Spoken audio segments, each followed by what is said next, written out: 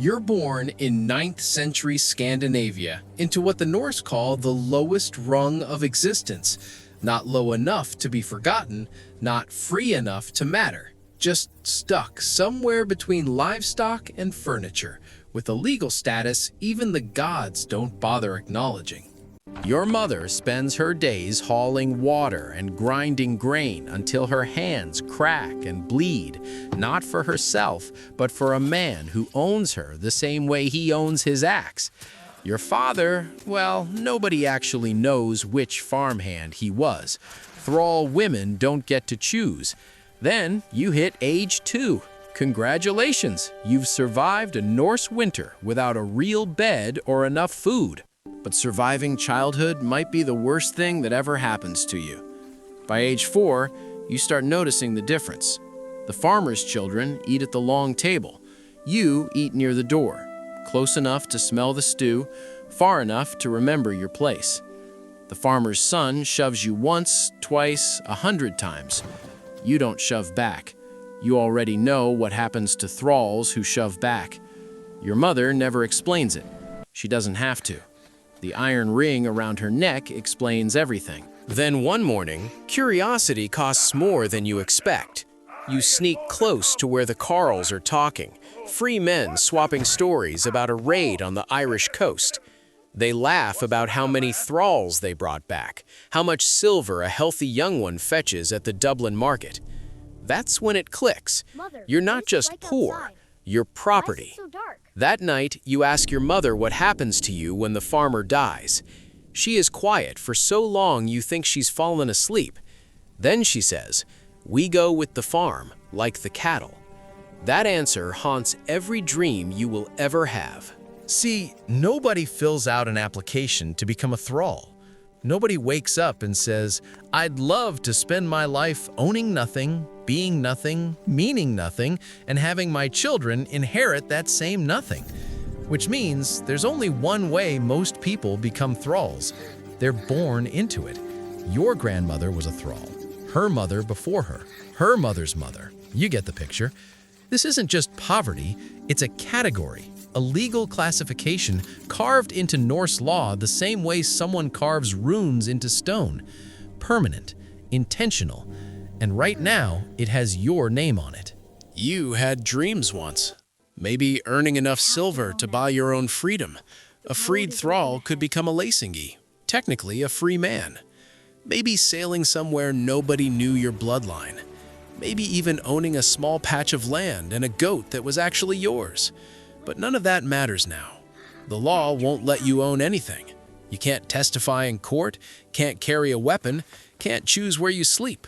You're marked, collared, born into a world that made its decision about your worth before you took your first breath. Age 6, the work begins. Not training, just work. You learn what thralls do, and it is everything nobody else wants to do. You haul manure from the animal pens to the fields, buckets of it, all morning, in the dark, in the cold, in the snow. Your boots, if you have boots, are always wet. Your hands are always raw. The farmer doesn't yell instructions, he just points. You figure the rest out yourself, or you don't eat. The other thralls show you the fastest way to muck out the goat pen, how to carry 2 water buckets without spilling, which dog will bite and which won't. This is your education. Not runes, not sagas. By age 8, you're grinding grain before sunrise. The quernstone is heavy enough that your shoulders ache after an hour. You grind for 2. Your palms develop calluses on top of calluses. The dust coats your throat all day. Meanwhile, the farmer's son, your age, is learning to hold a sword. You watch him practice through a gap in the longhouse wall. You stop watching after a while. Some things are just better not to want. The smell becomes your permanent companion. Smoke, animal dung, wet wool, and something sour and human that no amount of cold water removes. Free people smell like food and fire and leather. Thralls smell like work. You carry that smell everywhere, into the longhouse, out to the fields, into whatever corner you sleep in. Your mother tries to keep you clean, but clean is a luxury that requires time, and time is the one thing thralls never have. Age 10, you witness something that changes the math of every decision you'll make for the rest of your life. The farmer's neighbor kills his thrall for breaking a wagon axle, not in anger, calmly, the way you'd put down a lame horse. The law calls it his right. The other free men nod and move on.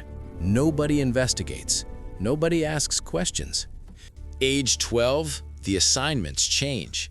You're big enough now to be useful in a different way. You help build the extension on the longhouse, hauling timber, holding beams, doing the work that bruises knees and splits fingers. At 15, you start to understand the social architecture of misery. Among free Norse, honor is everything. Men fight duels over insults.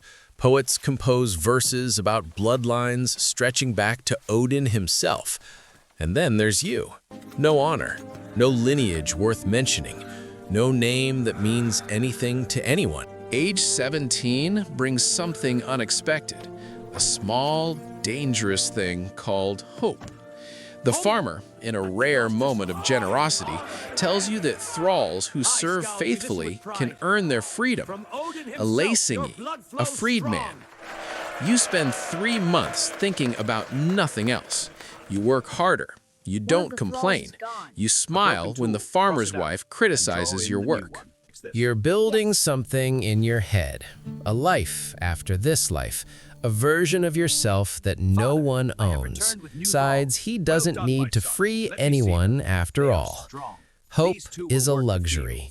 Thralls can't afford luxuries. It is decided.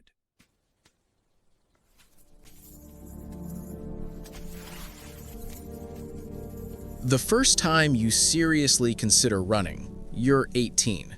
A thrall from a neighboring farm did it once, made it 3 days before they found him. Under Norse law, any free man can kill a runaway thrall without consequence. They brought his body back as an example. Years pass. You get very good at being invisible, disturbingly good. You learn to read the farmer's moods the way sailors read weather. When to speak, when to disappear, when to work twice as hard so no one looks your direction. You perfect the art of preemptive usefulness, done before being asked, gone before causing trouble, present enough to avoid punishment, invisible enough to avoid notice. It is a skill set that has no name in any saga because no skald ever wrote verses about thralls, but you've mastered it. At 24, something almost beautiful happens. You find a woman, another thrall, sharp-eyed and stubborn, who makes you laugh once when you haven't laughed in years. You can't marry. Thralls have no legal right to form families. The farmer has to permit it, and he treats the arrangement the same way he treats breeding his better cattle. Practical. Daughter, a beautiful, healthy girl who enters the world already owned by a man she's never met. You hold her once and feel something crack open in your chest that never fully closes again. It has been there before she was born. Your body starts sending notices in your early 30s. The back that started complaining at 12 is now filing formal complaints. The farmer notices, not with sympathy, with the same calculation he applies to aging livestock. You start being assigned lighter work, which means less important work, which means your value on any ledger is quietly declining. You know what happens to thralls whose value drops to 0. Then comes the day you've dreaded since that neighbor killed his thrall over a wagon axle. The old farmer dies. His funeral is massive. They slaughter horses, they burn ships, and according to old tradition, they consider which thralls will accompany the master into whatever comes next.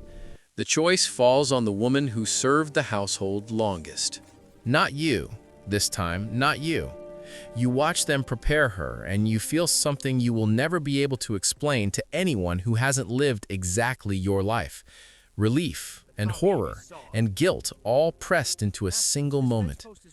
You go back to work. There is always more work. Your daughter turns 8. She can grind grain now, haul water, clean the hearth. She does it without being told. I stood You here with my watch her mother, learn the just like this. geography of her She told own me stories of her captivity, ancestors. and you recognize every movement. You taught her nothing. You didn't have to. You die at 47, which is ancient for someone in your position. Most thralls don't survive to see grandchildren. Your daughter buries you somewhere near the field edge. No rune stone, no marker. No skald will ever sing about your life. No saga will preserve your name. The Norse recorded everything that mattered in their world. Your daughter, though, her story is just beginning, and somewhere on the farm, a little girl with old eyes is already learning which dog bites and which one doesn't.